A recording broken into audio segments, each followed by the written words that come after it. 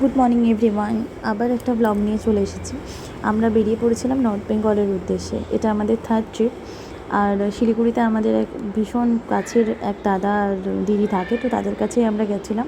তো আমরা যেদিন পৌঁছেছি সেদিন দুপুরবেলা বাইরে একটি পাঁচফোড়ং বলা একটা রেস্টুরেন্টে শিলিগুড়িতেই লাঞ্চ করে বেরিয়ে গেছিলাম মিরিকের উদ্দেশ্যে। আমরা মিরিকে যেতে খুব যে একটা অসুবিধায় পড়েছিলাম তা নয়। গ্যাংটকে এই সময় ভীষণ খারাপ ওয়েদার ছিল, রাস্তা বন্ধ হয়ে গেছিলো। তো আমরা যে দাদারকে আমাদের নিয়ে গেছিলো আর কি, তো সেই দাদার মিরিকটা প্রায়ই আর কি যাওয়া আসা করে, তো যার জন্যে দাদার প্রত্যেকটা রুটই চেনা। তো আমরা গেছিলাম, খুব একটা অসুবিধায় পড়তে হয়নি, খুব একটা নয়, একদমই অসুবিধায় পড়তে হয়নি। ভীষণ ভালো ওয়েদার পেয়েছি। এই পাহাড়ি রাস্তা, জঙ্গল, মাঝে মাঝে বৃষ্টি আর একটু কুয়াশা, খুব আনন্দ করেছি। আর এটা আমাদের এতটাই হঠাৎ আর কি অ্যারেঞ্জ করা ট্রিপ ছিল, যার জন্য আমরা কোনো রিসর্টও বুক করে যাইনি। আমরা যেদিন গেছি সেদিনই মিরিক পেয়ে পৌঁছে গেছিলাম।